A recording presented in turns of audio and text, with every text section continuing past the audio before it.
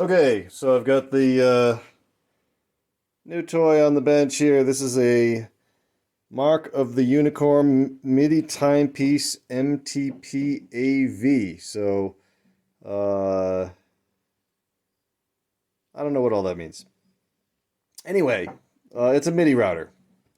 So it needs a battery, and it might actually get a screen replacement too. I don't know if you can see, but there's a little bit of a mark on the screen there, right there. And that shows up when it's on, distorts the text that's on the screen quite badly. So I might try to replace that. I may have a screen that'll work. So we'll see if I have a screen that'll work. Maybe I'll replace that, but I'm definitely going to do the battery. Got my CR 2032 here. This is not a new battery. I stole it from something else because I'm impatient. So I'll be in town tomorrow. I'll pick up a new one, and maybe I'll pick up two new ones and replace uh, this battery that replace it in the device I stole it from, and maybe put a fresh battery in this. But this looks like it's going to be pretty easy to take apart and replace a battery, so doing it again shouldn't be too big a deal. But I want to make sure everything works in this thing, so I'm going to replace the battery now and make sure it functions as it should. Okay, so to get this thing apart was just two screws, and in each side here, I got a screw on this side, and then the screw on that side. I've seen other videos of people doing this online, and there were more screws, so I don't know if maybe they're on other models. There were no screws here. So anyway, there's our battery. So I'm just going to pop that out of there and pop the new one in, and we should be good to go. Let me take a quick look here, make sure that we are looking at the right battery. Yep, 2032, 3 volts. Everything's good. All right, battery's out. Here's the old battery. Let's take a quick look and see what it reads for voltage. All right, so that other battery basically read 0. Our new battery is reading 3.3 volts. Let's see if, now that I got a method to actually do this with one hand, let's adjust the other one. And I know it looks like it says 90 volts, but that little -3 over there tells you to move the decimal point over 3 to the left, so that means it's well below a volt. Well below a volt. All right, so totally dead battery.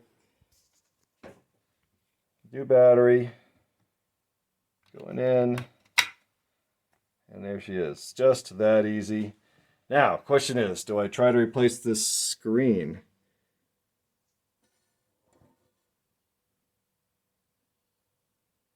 Yeah. I think we're going to go ahead and leave the screen alone for now and make sure that this actually saves its state now after replacing this battery. So I'm going to remount it in the rack, hook the MIDI back up to it, and make sure everything works. All right, she's back in the rack. So right now, let me just turn the volume up a little bit here. All right, should be able to hear keyboard just on the keyboard.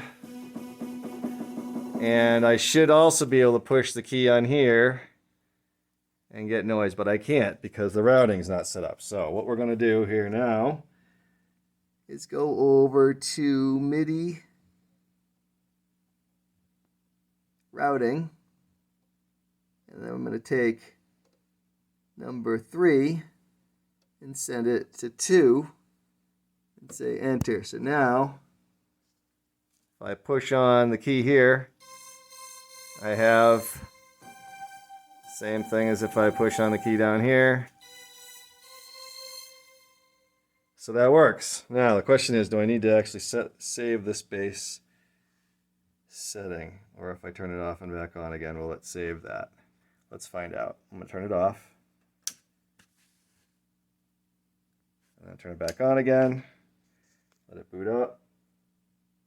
All right, see if I, so now I got keyboard. Ah, look at that. And it remembered. Hallelujah. Now I can set up all of my MIDI routings, and I don't have to do it every single time I turn this thing on. And I don't know, that screen's not too bad. You can see it's obviously a little messed up, but you can still read it, so I might just leave that alone. So it looks like I got a pretty good deal, just needs a battery on this MIDI router.